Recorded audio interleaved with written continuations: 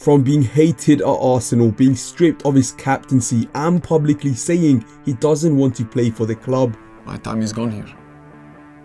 I don't want to be here anymore. I don't want to wear this shirt again.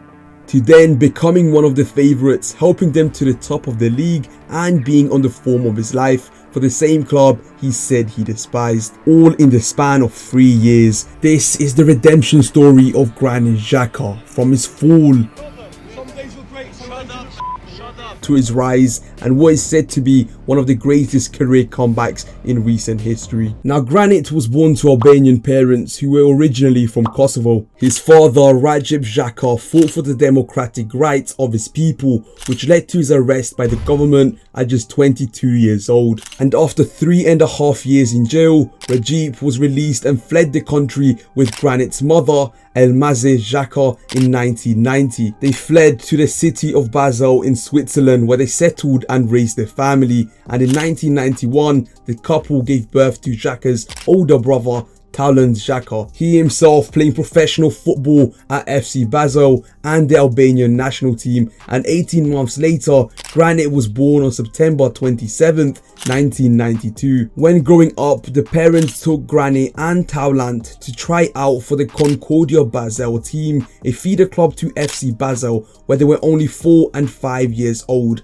and only 2 years later, both Granit and his older brother moved up into the FC Basel youth team at only 16 years old. Not too long after signing for the youth team, Xhaka had a career-ending injury to his cruciate ligament. This could have been the end of his story, like it has been for so many other young footballers that we have been hearing about, but Xhaka fought through and recovered faster than expected. And just a year later, he led the Switzerland under-17 team, featuring the likes of Haris Seferovic and Zendra Shaqiri, to the 2009 FIFA Under-17 World Cup held in Nigeria.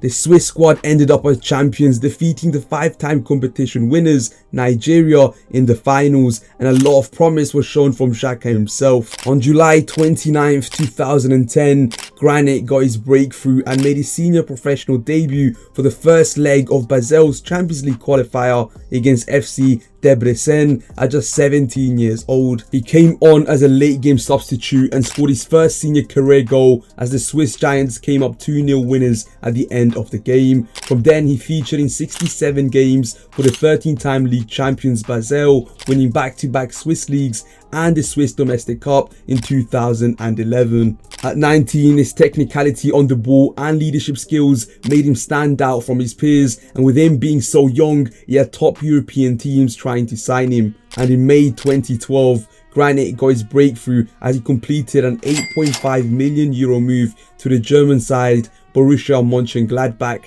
at just 19 years old. After signing for the German side, Ottmar Hitzfeld, the former Swiss manager, described him as a young Bastian Schweinsteiger coupled with close goals.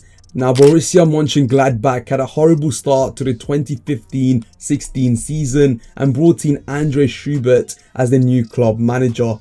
He appointed Xhaka as the club captain at just 22 years old, with many of his teammates and coaches describing him as a born leader from a very young age, so being club captain was perfect. Xhaka and his teammates completely turned around the season as they ended the campaign on a high, securing the 4th spot and qualifying for the Champions League. However, amid all of his footballing qualities, his disciplinary record was ugly. Throughout the 4 seasons he spent in Germany, Granit received 6 red cards, highlighting a significant downside to his game. His short temper and lack of discipline costed his team games, receiving unnecessary red cards in multiple games. However, after recording 10 goals and 7 assists in 144 games, Xhaka's next stop was the Premier League. Before we continue with Xhaka's career, if you're new around here and enjoy these type of videos, then make sure you subscribe and hit that bell so you do not miss any of my future videos. In the summer of 2016, Arsenal brought in Xhaka on a 5-year deal for a fee worth €45 million. Now, Xhaka fitted perfectly in the Arsenal team, appearing in 48 games for the Gunners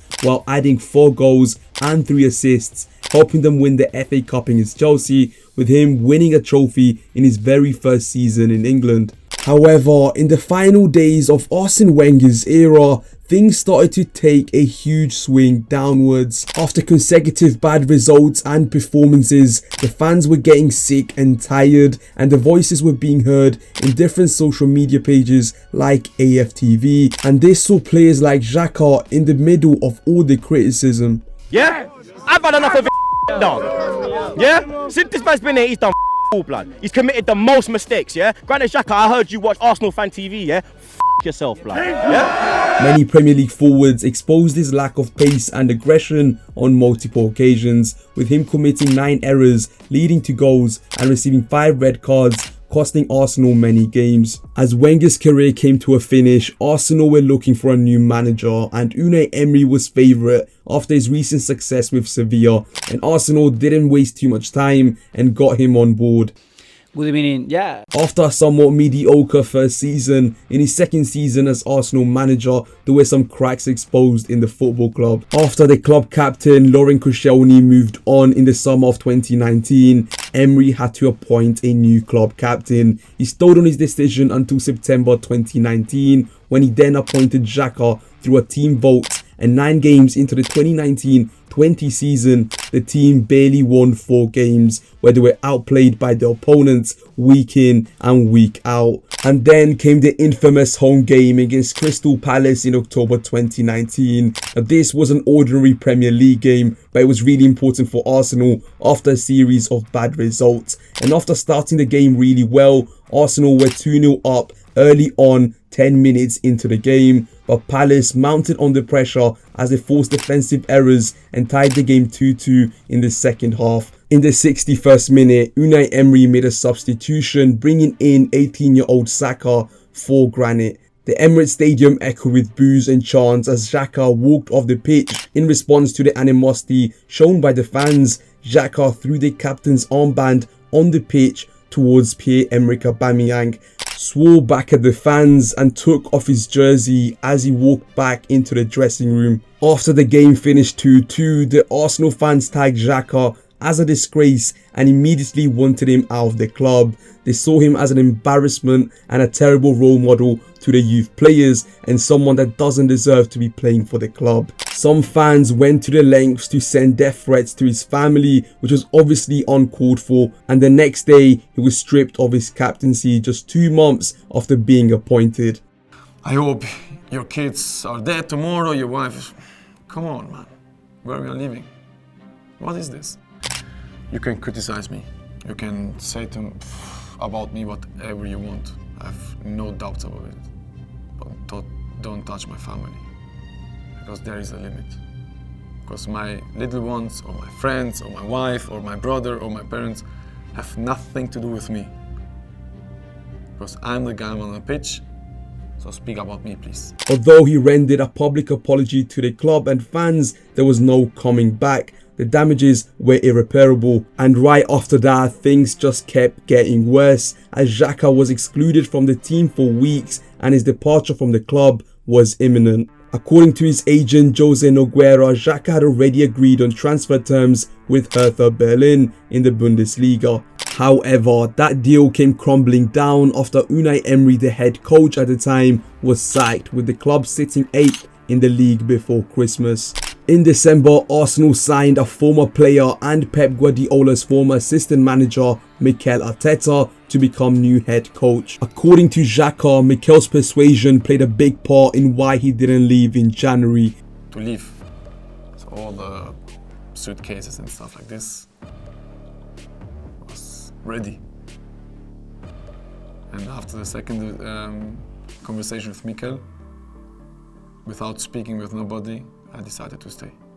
Xhaka was integral to the early days of Mikel's tenure as Arsenal manager. He never lost love for the club as he played a big part in the FA Cup and Community Shield victories during the 1920 season. And from then on, the cracked relationship between Xhaka and the Arsenal fans gradually turned around. He was a consistent player in Arteta's plans, showcasing his leadership qualities without the captain armband. the addition of the Ghanaian midfielder Thomas Partey in 2020 relieved Xhaka of his defensive duties. This gave Xhaka an opportunity to operate more offensively, with his versatility along the left side of the pitch also making him an indispensable asset to the team. And I have to say lastly, Robbie, I'm not a huge fan, as everybody knows, but this is a new Granit Xhaka, right? What I'm seeing from him week in, week out, performance-wise, in a more advanced role, has been great. But today, easily man of the match for me, like easily. And amid rumours of an agreed deal with Italian side Roma in 2021, he signed a new contract keeping him in North London until 2024. The Zero to Hero story has been a sight to see, and his recent performances this season have been nothing short of impressive,